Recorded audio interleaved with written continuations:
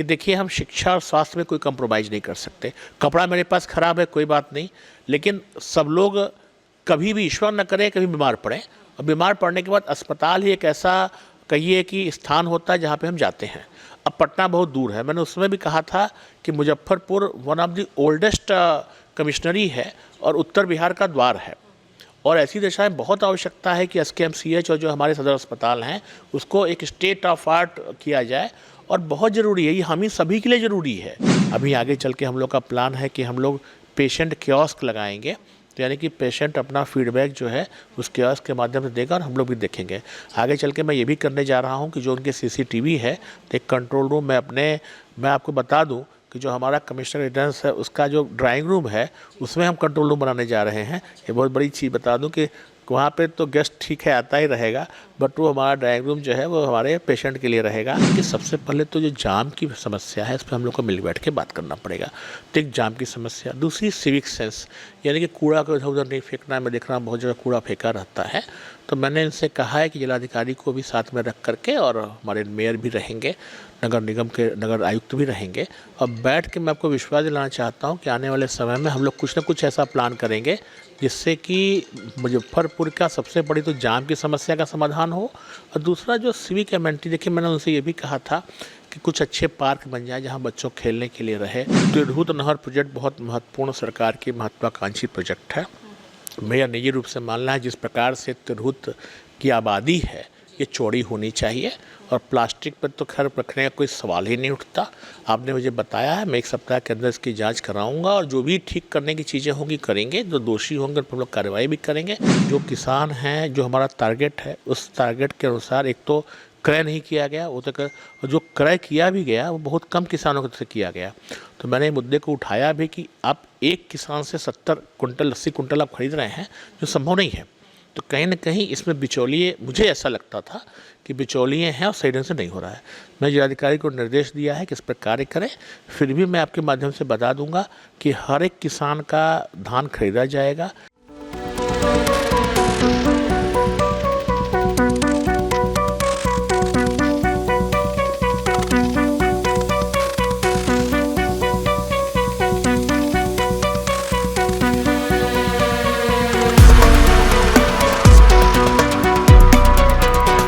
नमस्कार, first look Bihar देखना शुरू कर चुके हैं आप, और मैं हूं निशा श्री। और आज हम आपको जिनसे बातचीत करवाएंगे, जिनकी बातचीत आप तक पहुंचाएंगे, उनके चेहरे से आप पहले से ही वाकिफ होंगे। जो IAS एस्पायरेंट्स हैं वो तो बखूबी जानते होंगे, क्योंकि IAS एस्पायरेंट्स को कैसे तैयारी करनी है इसके बारे में यूट्यूब पे इनके काफ़ी वीडियोज़ जो हैं वो वायरल होते हैं, और काफ़ी जो एस्पायरेंट्स हैं वो इनको फॉलो करते हैं। और अभी ये हमारे मुजफ्फरपुर ज़िले के जो हैं वो तिरहुत प्रमंडल के आयुक्त हैं। हम आपको मिलवाने जा रहे हैं गिरिवर दयाल सिंह जी से। सबसे पहले तो सर, आपने अपना महत्वपूर्ण समय हमें दिया, इसके लिए बहुत बहुत धन्यवाद आपको। सर, आपको हर कोई जो युवा वर्ग है, खास करके जो UPSC एस्पायरेंट्स हैं, वो सबसे ज़्यादा आपको फॉलो करते हैं, और आपके करियर से बहुत ज़्यादा इंस्पायर होते हैं कि किस तरह से आपने सोनभद्र, जो आपका जन्म स्थान है, वहाँ से आपने शुरुआत की, और सबसे ख़ास बात कि आपको पहली बार जो एक पुरस्कार मिला हिंदी साहित्य से जुड़ा हुआ।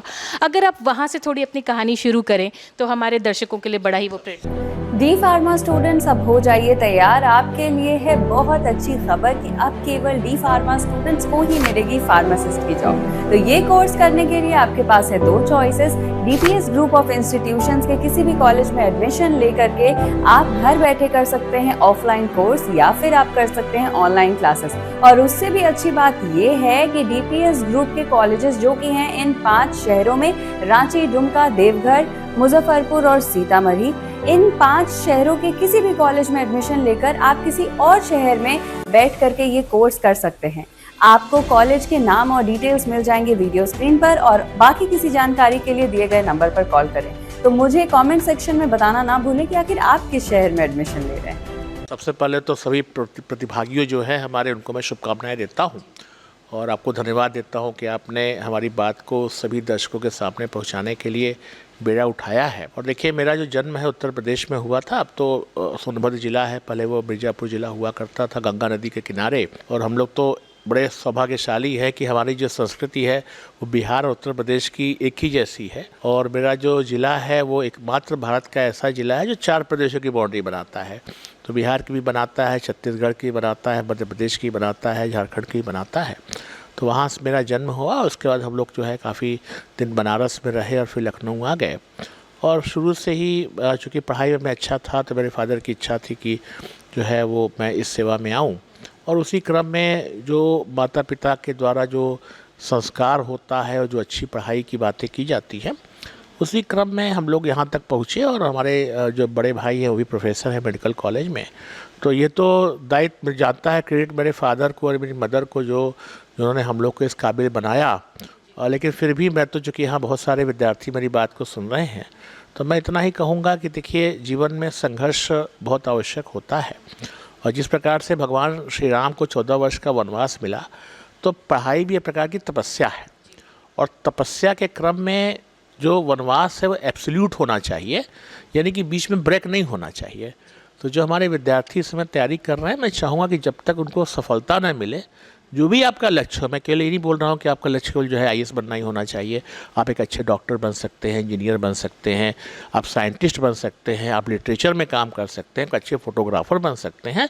जो भी काम करिए, मेरे फादर का कहना है कि दैट शुड बी एक्सीलेंट, यानी कि 100% उसमें जो है श्रेष्ठता हासिल करिए और उसी क्रम में इस काम को करना चाहिए। और मुझे लगता है कि सिर्फ जो मेहनत है और हार्ड वर्क है वो अपने आप में सफलता दिलाने के लिए काबिल पर्याप्त है। और मैं एक चीज़ और कहूँगा आपके माध्यम से कि हम लोग बहुत बार बोलते हैं कि बैड लक होता है। हमारे बहुत सारे विद्यार्थियों को मैंने देखा है कि हम जो है पढ़ाई करते हैं लेकिन सफलता नहीं मिलती है। तो मेरा मानना है कि अगर माता पिता का साया आपके पास है, आपके पास छत है, आपको खाने को ठीक ठाक मिल रहा है, तो बैड लक कुछ नहीं होता है। हमें आवश्यकता गुड लक की होती है। मैं चाह रही थी कि वो पंडित कृष्ण बिहारी वाजपेयी पुरस्कार आपको मिला था, सबसे पहला पुरस्कार, इसके बारे में। देखिए, आपने बहुत पुरानी बात मुझे याद दिला दी। मुझे नहीं पता आपको कैसे ये बात पता चली। देखिए, मैं यूपी बोर्ड का विद्यार्थी हूँ और जब मैंने हाई स्कूल पास किया तो मेरे हिंदी विषय में हाईएस्ट मार्क्स थे पूरे उत्तर प्रदेश में। उस समय 14 लाख बच्चे बैठते हैं, अब तो करीब 30 लाख से ऊपर बच्चे बैठते हैं। बहुत बड़ा बोर्ड है। और मेरे जो है 92 आउट ऑफ 100 मार्क्स मिला था, जो हिंदी में बहुत ज़्यादा मार्क्स है। और हमारे श्रद्धेय अटल बिहारी वाजपेयी जी उस समय मुझे याद है कि उस समय वो प्रधानमंत्री नहीं बने थे, वो तो शायद 98 में बने थे, बात 95 की है। तो वो जो है यूनाइटेड नेशन जनरल असेंबली जो है UNGA जो है, वहाँ पे गए थे भारत के प्रतिनिधि बन करके और उन्होंने हिंदी में भाषण दिया था। तो हिंदी में भाषण देने के बाद जो उत्तर प्रदेश का जो हिंदी संस्थान है उनको 1 लाख रुपए का उसमें पुरस्कार उनको दिया था। तो उसमें उन्होंने 1 लाख रुपया और लगा करके 2 लाख रुपया उन्होंने कहा जो इसका सूद होगा, उस समय 10-12% का इंटरेस्ट चलता था, तो कहा कि 5,000 रुपया जो है वो आपको जो है हाई स्कूल के जो विद्यार्थी टॉपर होंगे हिंदी विषय के, और 7,000 रुपया जो है वो 12th क्लास के जो होंगे उनको मिलेगा। और मैं आपको बड़ी मज़ेदार बात बताऊं कि दोनों पुरस्कार के लिए मैं चयनित हुआ, यानी कि हाई स्कूल में मुझे हाईएस्ट मार्क्स मिले और 12th में भी मिले। लेकिन 12th में इसलिए मुझे पुरस्कार वो नहीं मिला, मेरे हाईएस्ट मार्क्स थे, क्योंकि हम चूँकि साइंस साइड के थे तो उस समय सामान्य हिंदी था। वो 12th में हिंदी लिटरेचर भी एक होता है जो 8 साइड के बच्चे पढ़ते हैं, तो चूँकि रूल में था कि भाई लिटरेचर वाले को मिलना चाहिए, हालांकि लिटरेचर वाले के मार्क्स मुझसे कम थे, तो पुरस्कार वो मतलब हाईएस्ट मार्क्स उसमें ही मेरे 12th में थे, लेकिन पुरस्कार मुझे हाई स्कूल में मिला। और मुझे बहुत अच्छा लगा कि बाद में परम श्रद्धेय अटल बिहारी वाजपेयी जी जो है वो इस बड़े प्रधानमंत्री भी बने। और लखनऊ के वो तो अब जानते हैं, लखनऊ से उन्होंने चुनाव भी लड़ा उन्होंने, तो हम लोग के लिए बहुत गर्व का विषय है। और ख़ास तौर से जो हिंदी भाषी जो राज्य हैं उनके लिए बहुत बड़ी बात है कि भाषा की शुद्धता का बहुत महत्व है, और मुझे खुशी है कि वो पुरस्कार मुझे मिला था। और आपने हिंदी भाषा में ही जो है वो अपनी सिविल सर्विसेज की परीक्षा भी पास की थी और शायद टॉपर रहे। जी, तो टॉपर तो मत कहिए, लेकिन ये था कि हाँ, मेरी हिंदी माध्यम से अगर ऊपर से देखा जाए तीसरी चौथी रैंक थी, लेकिन मुद्दा वो नहीं है। मुद्दा ये है कि जो मेरे विषय थे वो इंग्लिश माध्यम के थे। और मैं आपको बताऊं, जो हमारे विद्यार्थी सुन रहे हैं, कि मेरा विषय एंथ्रोपोलॉजी और पब्लिक एडमिनिस्ट्रेशन था, तो ये दोनों विषय इंग्लिश माध्यम में ज़्यादा अच्छे माने जाते थे। लेकिन हम लोग का मेरे फादर का कहना है कि भाषा जो है वो ज्ञान को प्रकट करने का एक माध्यम होती है, it is not the parameter. तो ज्ञान को नापने का एक पैमाना नहीं है, माध्यम है। तो आप जिस भाषा में कंफर्टेबल रहते हैं उसमें ही देना चाहिए। मैं आपको बताऊं कि चूँकि सिविल सर्विसेज का जो एग्ज़ाम होता है उसमें ऐसे का भी पेपर होता है। तो मेरी जो पर्सनल थिंकिंग है कि हम कितने भी बड़ा, अब तो ठीक है माध्यम के बारे में कोई बात बोलना ठीक नहीं है, लेकिन चूँकि हम लोग का जो बचपन बीता वो हमारे गांव घर में भी हमारी दादी भोजपुरी बोलती थी, हमारी माता जी भी भोजपुरी बोलती थी, तो हमारी एक सोच थी कि we can speak English but we can not think in English, है ना। चिड़िया उड़ रही है तो एक आजकल का तो बच्चा सोचेगा कि बोलेगा कि भाई बर्ड इज़ फ्लाइंग, बट हम उसको उड़ता हुआ जो कल्पना करते हैं वो हिंदी में करेंगे, फिर ट्रांसलेट करेंगे। तो मेरे फादर का कहना ये था कि इसलिए भाषा को अगर आप कंफर्टेबल है हिंदी में तो हिंदी में दीजिए। और मुझे खुशी नहीं गर्व है कि मेरी 51वीं रैंक आई थी ओवरऑल, और मेरे लोक प्रशासन में हाईएस्ट मार्क्स थे in the history of UPSC. तो हिंदी माध्यम तो है ही है, तो लोक प्रशासन जैसे विषय में इतने ज़्यादा, और मैं आपको बताऊं कि उस बैच में करीब 110 लोग आईएएस में आए थे। वो सबसे बड़ा बैच है भी जानकारी के अनुसार जिसमें हिंदी माध्यम के लोग सेलेक्ट हुए थे। तो ये सभी के लिए बहुत बड़ी गर्व की बात है। ये तो वो साइड हो गया जो एक ऐसा दर्शाता है कि साहित्य और हिंदी में रुचि रखने वाला व्यक्ति, लेकिन मुजफ्फरपुर के लोगों को जो आपके नाम से रूबरू हुए जो लोग, तो उन्होंने वो इस खबर से रूबरू हुए कि आपने ज्वाइनिंग करते हुए ज्वाइनिंग वाली डेट पे ही सदर अस्पताल का जो है निरीक्षण किया, और उसके बाद से एक छवि बन गई कि ये तो बहुत मतलब स्ट्रिक्ट है। देखिए बिल्कुल, और बात स्ट्रिक्ट की नहीं है, हम सब लोग व्यवस्था के अंग हैं। और मेरा निजी रूप से मानना है कि देखिए हम शिक्षा और स्वास्थ्य में कोई कंप्रोमाइज़ नहीं कर सकते। कपड़ा मेरे पास ख़राब है कोई बात नहीं, लेकिन सब लोग कभी भी, ईश्वर न करे, कभी बीमार पड़ें, और बीमार पड़ने के बाद अस्पताल ही एक ऐसा कहिए कि स्थान होता है जहाँ पे हम जाते हैं। अब पटना बहुत दूर है, मैंने उसमें भी कहा था कि Muzaffarpur one of the oldest commissionary है और उत्तर बिहार का द्वार है, और ऐसी दशा में बहुत आवश्यकता है कि एसकेएमसीएच और जो हमारे सदर अस्पताल हैं उसको एक स्टेट ऑफ आर्ट किया जाए। और बहुत ज़रूरी है, ये हम ही सभी के लिए ज़रूरी है कि भाई यहाँ के लोग जो है अच्छी स्वास्थ्य पाएँ।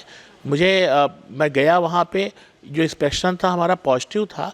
मैंने उनको कहा कि देखिए ये सब आप ही लोग हैं और आपको व्यवस्था को अच्छे से बनाना पड़ेगा। बहुत सारी कमियां थी जिसको मैंने दूर किया। मैं आपको ये भी बताऊं कि उसके बाद जब मैं ज्वाइन करने से मैंने खाना भी नहीं खाया था, मुझे लगा कि जाना चाहिए, शुरुआत वहीं से। उसके 2-3 दिन बाद मैं एसकेएमसीएच गया, वहाँ की सिचुएशन में देख के मैं बहुत द्रवित हुआ कि मैं आज भी मरीज़ जो है उनको बेड नहीं मिल पा रहा था, दवाइयाँ ठीक ठाक से नहीं लिखी जा रही थी।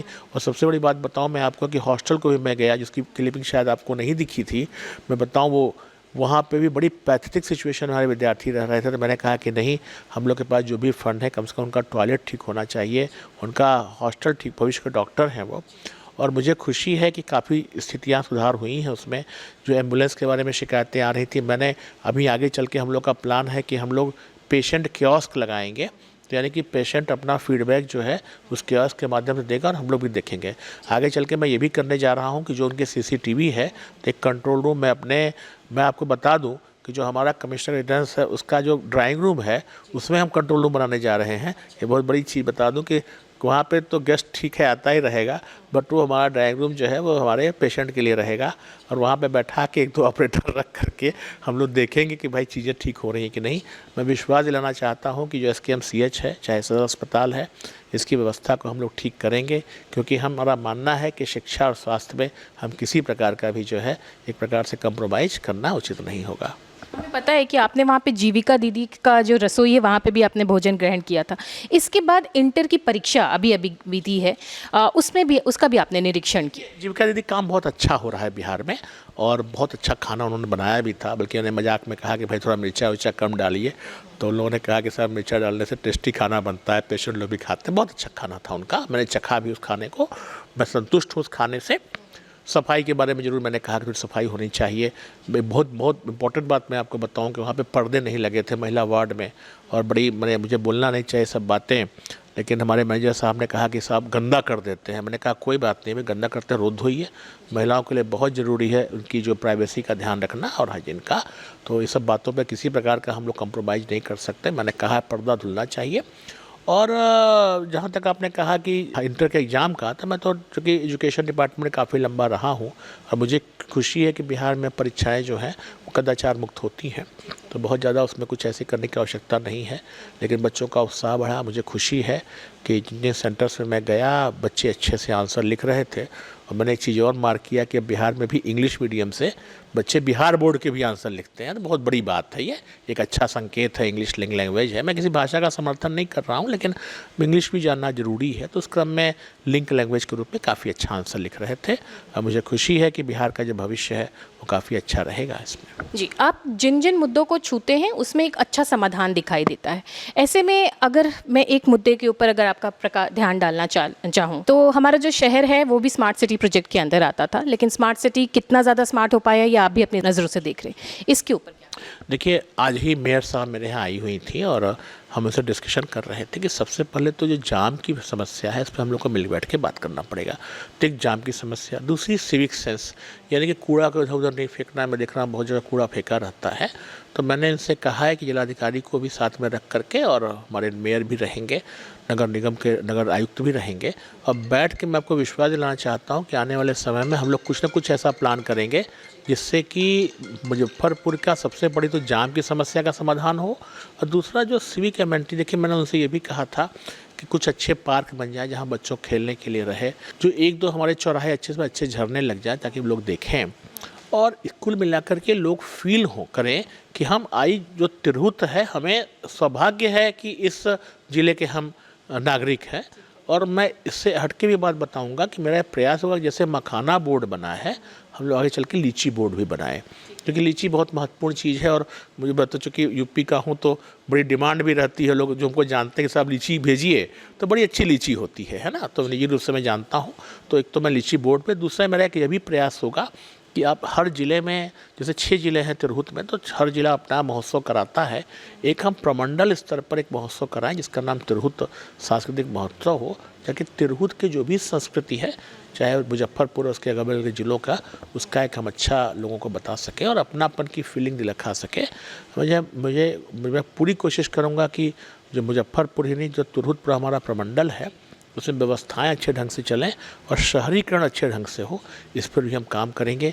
आगे चल करके सीवेज ट्रीटमेंट प्लांट पर भी हम लोग काम करेंगे ताकि जो भी वेस्ट वाटर है उसको ट्रीट करके किया जा सके, और वाटर लेवल भी चूँकि काफ़ी तेज़ी से नीचे जा रहा है तो वाटर हार्वेस्टिंग पर भी हम लोग काम करेंगे। लेकिन कुल मिला के जो भी, और मैं तो यहाँ तक कहता हूँ कि हम सिविल सोसाइटी के साथ ही हम बातचीत करेंगे ताकि उनकी समस्याओं को उनके माध्यम से, मैं नहीं चाहूँगा कि कोई चीज़ हम लोग उन पर थोकें, लेट वी सिट और बैठ करके इनका समाधान करें।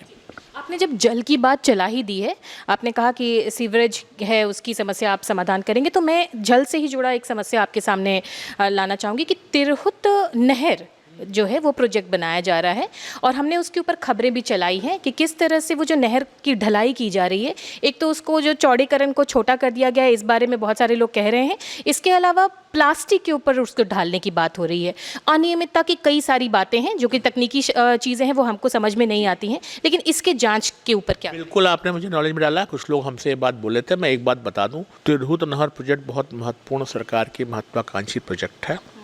मेरा निजी रूप से मानना है जिस प्रकार से तिरहुत की आबादी है ये चौड़ी होनी चाहिए, और प्लास्टिक पर तो खैर रखने का कोई सवाल ही नहीं उठता। आपने मुझे बताया है, मैं एक सप्ताह के अंदर इसकी जांच कराऊंगा और जो भी ठीक करने की चीज़ें होंगी करेंगे, जो दोषी होंगे उन पर हम लोग कार्रवाई भी करेंगे। मैं एक बात स्पष्ट रूप से बता दूं कि सिविक एमेनिटी में किसी प्रकार का भ्रष्टाचार जो है वो स्वीकार नहीं किया जाएगा। इसके बाद जैसा कि हम जानते हैं, आप भी हिंदी साहित्य से जुड़े हुए हैं, कि हमारे देश की संस्कृति को हर एक प्रधानमंत्री ने जो है वो किसानों से जोड़ करके देखा है। किसान को अनदेखा करके कोई भी देश या कोई भी ज़िला जो है वो प्रगति नहीं कर सकता। तो ऐसे में इस मुद्दे पर भी मैं आपका ध्यान आकृष्ट करना चाहूँगी कि किसानों से धान खरीद का जो मामला है, इसके बारे में भी काफ़ी शिकायतें आती हैं। देखिए, मैं तो खुद किसान पुत्र हूँ और सौभाग्य है कि मेरे पिताजी किसान भी रहे और बाद में IIT BHU से इंजीनियरिंग भी किए और नौकरी भी किए। मेरे यहाँ आज भी खेती होती है मेरी, तो मैं तो उस किसानों के कष्ट को जानता हूँ और किसानों को मैं अन्नदाता मानता हूँ। उस संघर्ष को मुझे याद है, मेरी दादी खेती करती थी, तो जो धान की रोपनी होती है तो शरीर काला पड़ जाता है, धूप में देखेंगे उसको रखेंगे, वो जोंक होती है पैर में पकड़ लेती है। तो जो हम धान खाते हैं या जो हम गेहूँ खाते हैं किसानों का पसीने का होता है। तो किसानों के प्रति हम सभी को सहृदय होना चाहिए। और आप बिल्कुल सही कह रही हैं कि मुजफ्फरपुर में आपको बताऊं कि जब माननीय मुख्यमंत्री जी का कार्यक्रम होने वाला था तो मैंने उसका रिव्यू किया था। उस रिव्यू में भी ये बात उठ करके आई कि जो किसान हैं, जो हमारा टारगेट है, उस टारगेट के अनुसार एक तो क्रय नहीं किया गया, वो तक जो क्रय किया भी गया वो बहुत कम किसानों से किया गया। तो मैंने मुद्दे को उठाया भी कि आप एक किसान से 70 कुंटल 80 कुंटल आप खरीद रहे हैं, जो संभव नहीं है। तो कहीं ना कहीं इसमें बिचौलिए, मुझे ऐसा लगता था कि बिचौलिए हैं और सही ढंग से नहीं हो रहा है। मैं जिलाधिकारी को निर्देश दिया है कि इस पर कार्य करें। फिर भी मैं आपके माध्यम से बता दूंगा कि हर एक किसान का धान खरीदा जाएगा। किसी प्रकार की समस्या होगी तो सोमवार को और शुक्रवार को मैं यहाँ बैठता हूँ, हमको फ़ोन भी कर सकते हैं। आवश्यकता पड़ेगी तो जिले का जो क्रय का लक्ष्य है वो बढ़ाया जाएगा। लेकिन कोई भी किसान अगर बेचना चाहता है तो उसके धान को खरीदा जाएगा। और फिर किसानों की समस्या आती है खाद को लेकर, क्योंकि उन्हें महंगे, मतलब सब्सिडी रेट पे आता है सरकार की तरफ से, लेकिन यहाँ उनको फिर महंगे दामों पे खरीदना पड़ता है और उपलब्धता भी नहीं। जी बिल्कुल सही आप बात बोल रही हैं। और ये समस्या जो हमारे जो सीमावर्ती जिले में ज़्यादा होती है, वो नेपाल का इशू आ जाता है, क्योंकि हमारे 3-4 जिले तो आप जान ही रहे हैं सीमावर्ती है। तो बिल्कुल आप ठीक कह रही हैं। इसके बारे में डीओ साहब से मैंने कहा है कि अब तो चूँकि अब खाद का टाइम भी आ रहा है, तो प्रतिदिन हमको रिपोर्ट दें और कहीं भी खाद की कालाबाजारी को हम लोग स्वीकार नहीं करेंगे। मैं अपने प्रमंडल के स्तर से पदाधिकारियों की टीम बनाऊंगा और यहाँ पे फिर मैंने कहा कंट्रोल रूम में बनाऊंगा कि जो भी किसान भाई हैं, अगर किसी को ज़्यादा दाम पे खाद मिलता है तो उसकी शिकायत कर सकते हैं। मैं विश्वास दिलाना चाहूँगा कि किसी प्रकार से भी हमारी खाद जो है अन्य देशों में, नेपाल में नहीं जाएगी। ये तो सारी समस्याओं वाली बात हो गई, लेकिन खाद से जुड़ी एक और समस्या आती है कि जब किसान खाद खरीदने जाते हैं, जो व्यापारी हैं वो टैगिंग वाली जो बात होती है उसमें वो जोड़ देते हैं उसके साथ। ये इनके लिए बहुत बड़ा बोझ बनता है। देखिए आप बिल्कुल सही कह रही हैं, किसानों को स्वतंत्रता होनी चाहिए कहीं से भी खाद खरीदने की। तो ये मैं इसको देख लूँगा। टैगिंग सुविधा के दृष्टिकोण से की गई, तो टैगिंग का उद्देश्य है कि लक्ष्य की प्राप्त करना, स्वयं में वो लक्ष्य नहीं बनना चाहिए। तो मैं इसको देख लूँगा। आपने अच्छी बात बताई है। जहाँ पे जिस डीलर को जो चीज़ दी गई है किसान उससे खरीदे और सही ढंग से खरीदे। और मैं ये भी देख लूँगा, आपने बिल्कुल सही कहा, कहीं ऐसा हो सकता है डेविएशन हो, कहीं पर किसी और प्रकार खाद ज़्यादा, यूरिया ज़्यादा मिल रही हो, डीएपी कम मिल रही हो, तो वो मैं देख लूँगा। आपने मेरे संज्ञान में डाला है, मैं इस चीज़ को देख लूँगा। मैं आपने बिहार में काफ़ी लंबे समय पे अलग अलग क्षेत्रों पे काम किया है। पूर्णिया से लेके दरभंगा में आप डीएम भी रहे और वहाँ के एक बाल लेखक को भी आपने काफ़ी प्रमोट किया था। अगर इस बारे में बताओ, और ऐसा कुछ मुजफ्फरपुर में भी? देखिए मैं मधुबनी में डीएम था, ठीक है, दरभंगा। मैं करीब वहाँ 4.25 साल करीब डीएम रहा 2 बार में। और मधुबनी चित्रकला को काफ़ी मैंने प्रयास किया कि इसको जो है प्रदेश से बाहर जाए। अब बिचौलिया वर्ड में यूज नहीं करूंगा, लेकिन होता क्या था कि वहाँ पे जो हमारे जो हाथ से बनाने वाले जो ये थे पेंटर्स थे, कई लोगों को तो वहाँ पे जो है पद्मश्री भी मिला हुआ है उन परिवार को। तो लोगों को बहुत सस्ते दाम पर बेचना पड़ता था और ख़रीदार नहीं था। तो मैंने ये प्रमुख कोशिश किया कि जो भी महोत्सव बिहार के बाहर भी लगे तो कम से कम इन लोगों को स्टॉल लगे। और आपको बताते हुए खुशी हो रही है कि दिल्ली हाट में भी इन लोगों का सामान गया था, लखनऊ में भी गया था, मध्य प्रदेश में भी कहीं कहीं ये लोग गए थे। और कुल मिलाकर के बिहार का जो मधुबनी पेंटिंग, उसको अन्य राज्यों में फैलाने में काफ़ी अच्छा काम हुआ। और मेरे ही समय में मिथिला चित्रकला संस्थान बना और मुझे खुशी है कि अब जाकर के वो डिप्लोमा का कोर्स देता है ताकि और भी जो चित्रकार हैं तो काम कर सकें। तो मैं चाहता हूँ कि मुजफ्फरपुर में भी यहाँ की लोकल बहुत सारी जो है संस्कृत कलाएँ हैं उसको हम लोग प्रमोट करें। और देखिए मुजफ्फरपुर का, मैंने तिरहुत का तो बहुत गौरवशाली अतीत रहा है। रामधारी सिंह दिनकर की ज़मीन रही है और दिनकर जी की तो आज भी रचनाएं जो हैं कालजयी रही हैं। तो मुझे लगता है कि ऐसे ज़िले में काम करने में हम सबको गर्व महसूस होना चाहिए। और निश्चित रूप से जो भी हम ज़िले के विकास के लिए कर सकते हैं हम लोग करेंगे, इसके संस्कृत को अक्षुण्ण रखते हुए, है ना। और हम लोग काम करेंगे, इसकी जो भाषा है उसको अक्षुण्ण रखेंगे। यहाँ पे मुजफ्फरपुर में तो नहीं, लेकिन वैशाली में जैन प्राकृत लाइब्रेरी है, तो उसका भी चूँकि मैं अध्यक्ष हूँ, तो मैंने कोशिश किया है कि हम लोग एक बहुत बड़ा कहिए सेमिनार या एक महोत्सव जो है गुजरात में, जहाँ जहाँ माने जैन समाज के लोग ज़्यादा रहते हैं, ताकि उनको हम बताएं कि देखिए बिहार में भी उनकी भाषा को और उनकी जो कल्चर है उसको प्रोटेक्ट करने का काम किया जा रहा है। इस पर हम लोग काम करेंगे और उनकी सारी जो मटेरियल है उसको हम लोग जो है डिजिटाइज करा करके ऑनलाइन कर देंगे, चाहे कोई जगह देखना चाहे तो देख सके। आपने मधुबनी पेंटिंग की बात कही तो मैं एक बात और जोड़ दूं, हालांकि ये सवाल मैं तैयार करके नहीं आई थी। बज्जिका का अपना आर्ट है और ये बज्जिका की अपनी भाषा है और ये काफ़ी हद तक मधुबनी पेंटिंग से मिलती जुलती है, तो लोग कंफ्यूज हो जाते हैं। तो क्या जिस तरह से आपने मधुबनी में रहते हुए मधुबनी पेंटिंग को प्रमोट किया, यहाँ पे बज्जिका आर्ट के लिए? बहुत अच्छी बात आपने कहा। बज्जिका और मधुबनी का, जो मैं तो जानता हूँ उसको, दोनों के आर्ट की स्टाइल एक ही जैसी है लेकिन दोनों का कल्चर डिफरेंस है, तो बहुत अच्छी बात है। और बज्जिका के भी, जैसे मेरे समय में मैंने जैसे रेलवे स्टेशन है तो वहाँ की दीवारों पर मैंने कहा था मधुबनी पेंटिंग आप लोग करिए, सरकार। इसी तरह से मुजफ्फरपुर में भी या इसके आस पास जो इलाके हैं वहाँ पे बज्जिका की पेंटिंग को दीवारों पर करने के लिए हम नगर निगम को भी कहेंगे कि यहाँ फंड होता है, जो नगर निगम का, जैसे मान लीजिए कोई अगर अस्पताल है, कोई ग्राउंड है, तो वहाँ तो करने में कोई दिक्कत है नहीं, गवर्नमेंट के परमिशन कोई करने में कोई दिक्कत नहीं है, तो ये लोग यहाँ पे करें, ताकि इससे दो फायदा होगा। एक तो हम अपनी संस्कृति को, अपने आर्ट्स को समझेंगे, दूसरा इससे लोगों को रोज़गार भी मिलेगा। तो मैं इस पर काम करूँगा। बहुत अच्छी बात हमने कहा, निश्चित रूप से हम लोग इस पर काम करेंगे और आने वाले आपको कुछ महीनों में इस पर आपको अंतर देखने को मिलेगा। धन्यवाद। अभी तो जो सवाल थे मेरे पास वो मैंने आपसे पूछ लिए, लेकिन मैं चाहूँगी कि आप कभी हमें अपना ज़्यादा समय दें ताकि हम स्टूडियो में आपका पॉडकास्ट रिकॉर्ड करें, जिसमें आपसे हम सोनभद्र के बारे में ढेर सारी बातें करें। बिल्कुल, बस मैं इतना ही कहूँगा, क्योंकि देखिए हम लोग तो ऑफिसर भी हैं, लेकिन आपने कहा कि इसका मुख्य उद्देश्य जो है, हमारे बहुत सारे श्रोता हैं और यंग श्रोता जो तैयारी कर रहे हैं, तो जीवन में हमेशा एक चीज़ याद रखना है कि समुंदर कितना भी गहरा हो, हमेशा पैर जमाए रखिए, और तूफ़ान कितना भी तेज़ हो हाथ उठाए रखिए। और कौन कहता है कि छन्नी में बर्फ़ नहीं जमती, बस ठंड आने तक हाथ लगाए रखिए। कि जब आप मेहनत का उदाहरण है कि जाड़ा आएगा और छन्नी में हाथ लगाए रखेंगे तो अपने आप जो है पानी नहीं निकलेगा और बर्फ़ जम जाएगी। तो मेहनत करिए, जीवन में हमेशा कुछ भी आप काम करें सफल होकर करिए। और मैं दोबारा फिर कहूँगा कि एक सूत्री कार्यक्रम होना चाहिए। हमारे जो विद्यार्थी हैं कि अगर पढ़ने का समय है तो सिर्फ पढ़ाई करें। और आप लोगों का बहुत बहुत धन्यवाद कि आप लोगों ने मुझे मौका दिया अपनी बात को रखने का। मैं आप सभी को उज्जवल भविष्य की कामना करता हूँ। बहुत बहुत धन्यवाद। अभी के लिए यहीं पर लेते हैं विराम। आप देख रहे थे फर्स्ट लुक बिहार। धन्यवाद।